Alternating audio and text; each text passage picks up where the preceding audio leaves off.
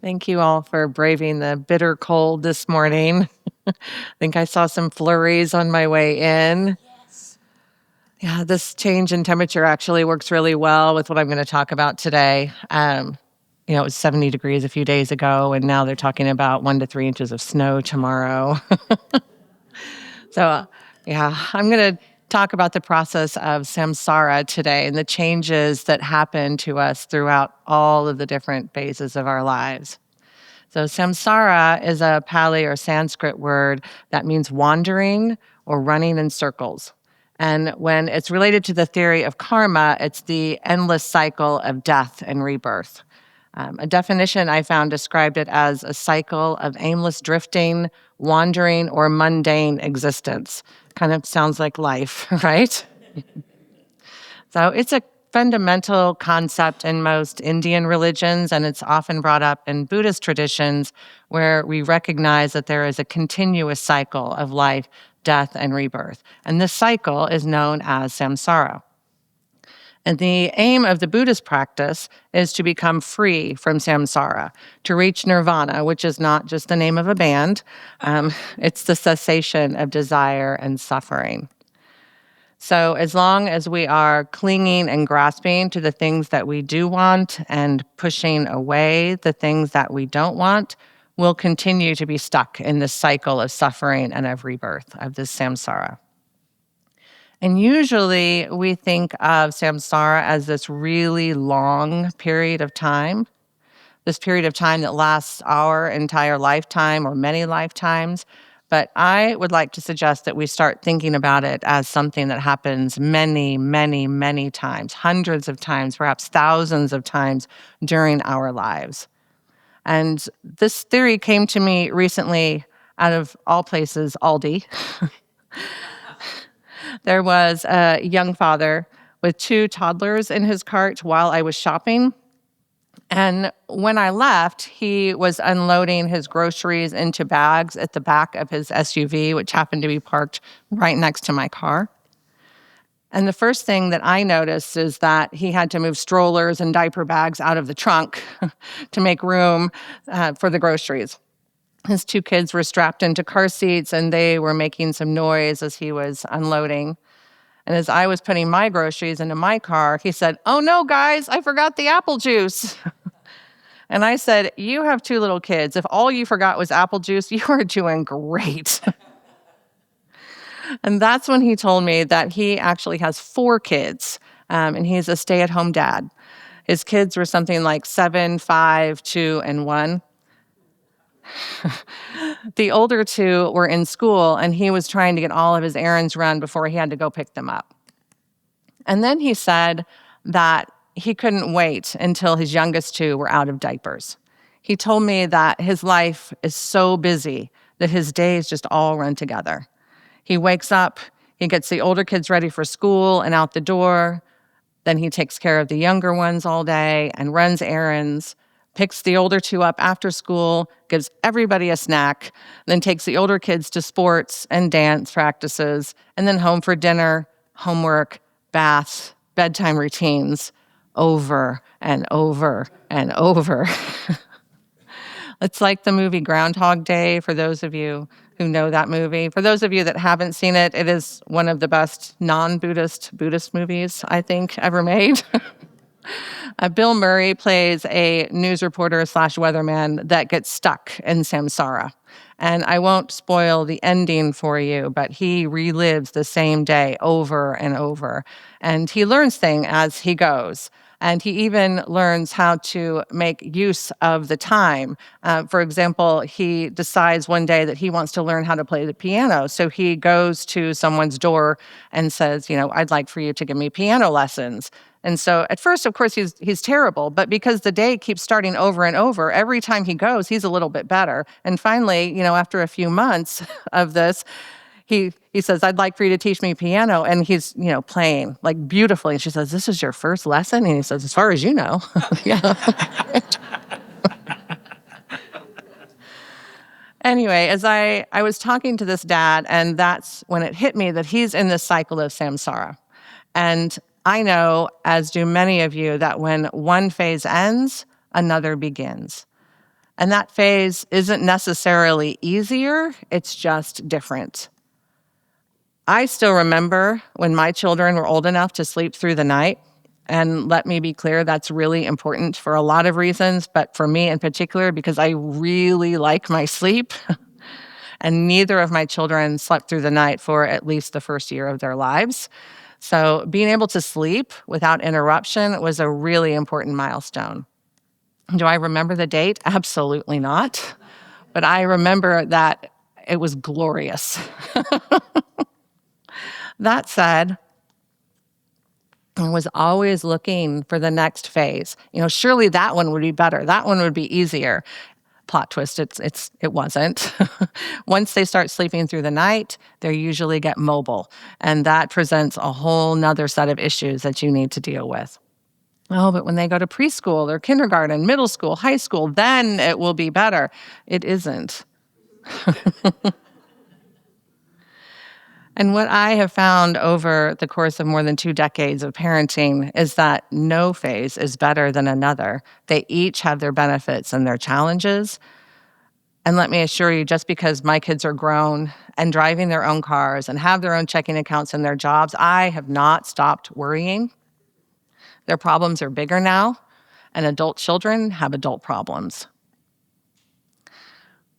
We've been doing this our whole lives, though, thinking that things would be better if or when. It's okay to look forward to events, to vacations, birthday parties, a friend's wedding, but we really need to be aware of when we're looking out there. When I get over there, then I'll be happy. Then things will be okay. Looking down the road, I'm not happy now, but when this thing happens, then I'm going to be set. And we really have been doing this our whole lives. When we were little kids, and I'm talking real little, we could not wait to go to school. And then once we got to school, we couldn't wait to learn how to ride a bike. That's freedom right there. We're going to get our bike. And pretty soon we forget about the thrill of riding the bike, and we want to drive a car, have a job, make our own money so nobody can tell us how to spend it. And then we want to graduate. Maybe go to college, maybe not, move out on our own, maybe meet a partner. We're never satisfied. We're never present. And because we aren't paying attention, we miss a lot. We remember the big stuff. We probably remember when we moved into our very first apartment. We remember our first boyfriend or girlfriend, or maybe both. We might remember graduating from high school or college. Remember our first car, if we had one. We remember when we get married or divorced, when someone we love passes away. My mother passed at the end of 2010, and ever since then, I seem to think of the passage of time as either before or after that point. But hundreds of phases happen without any fanfare or awareness from us. I don't remember when my kids stopped wearing diapers. I don't remember the day they got too big to pick up, or 100 other lasts that happened because I wasn't paying attention. I wasn't fully present in that moment or appreciating those moments that were happening.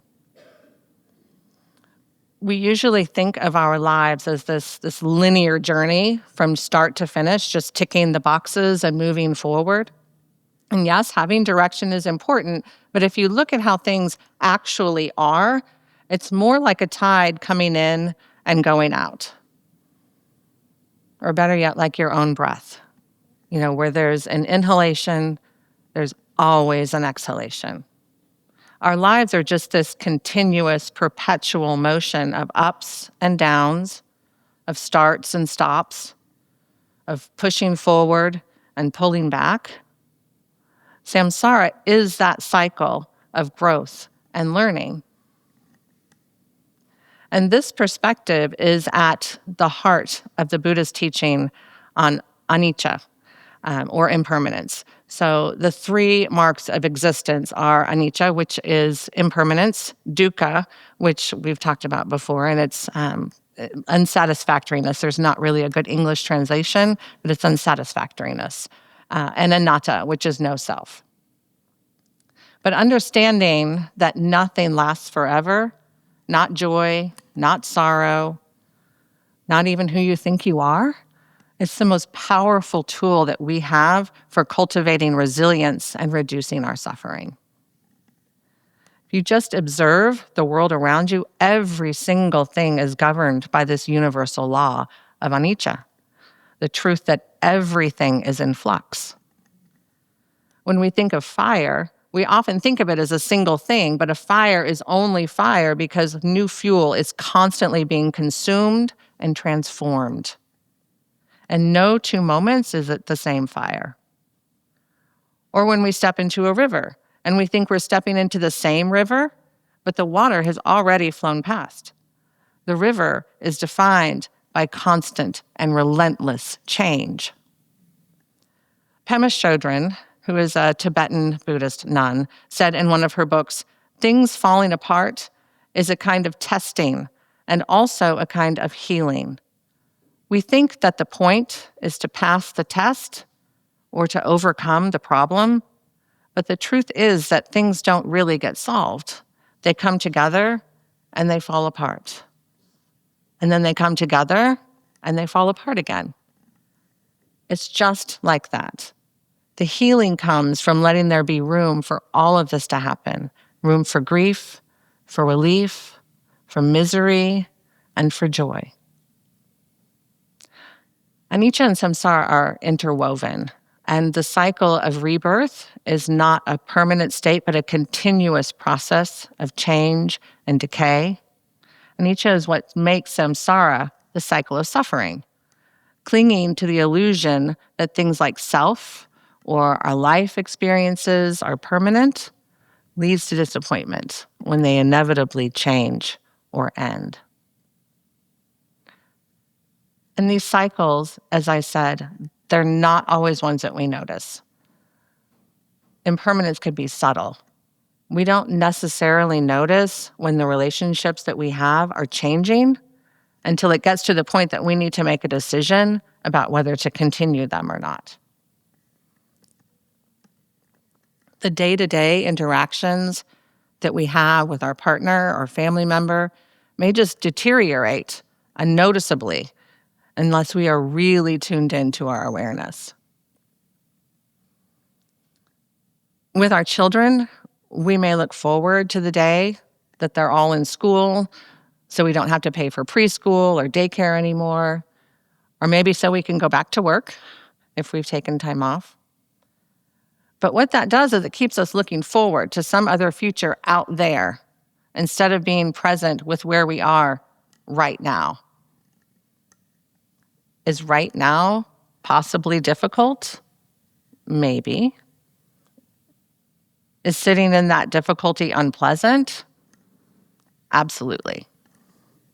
But that's why we're all sitting here today, right? It's to learn how to develop those skills, to sit with being uncomfortable and staying present, to purify that into ease, to, as Victor often says, untie that knot.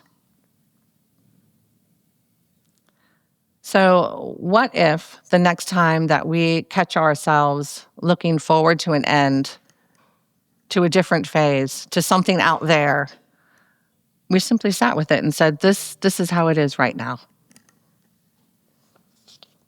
Right now, it's like this.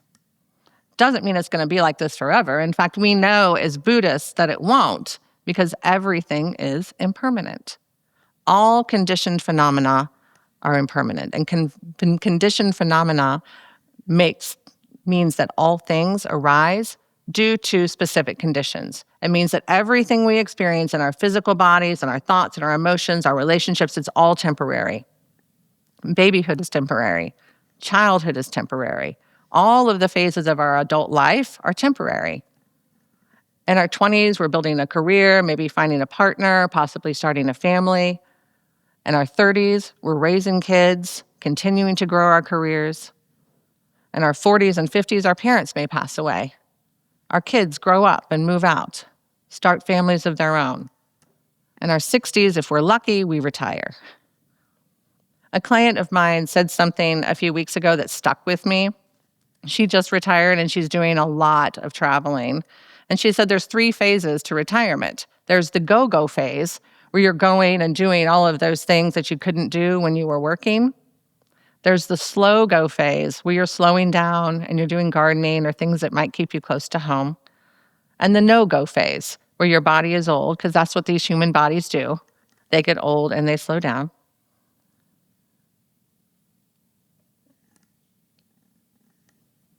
But what a gift. What a gift to recognize what phase of life that we're in. Whether we're just getting started or we're starting to slow down, what a gift to be able to be fully present and be aware of where we are and what we're doing. Right now, it's like this.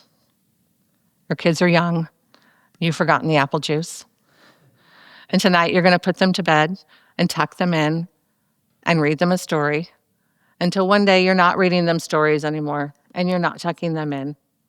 And that moment will pass by without any fanfare, without any bells or whistles or parades. It'll just happen. And you may notice, and you may not, and your next cycle of samsara will begin. Thank you for sharing your practice with me.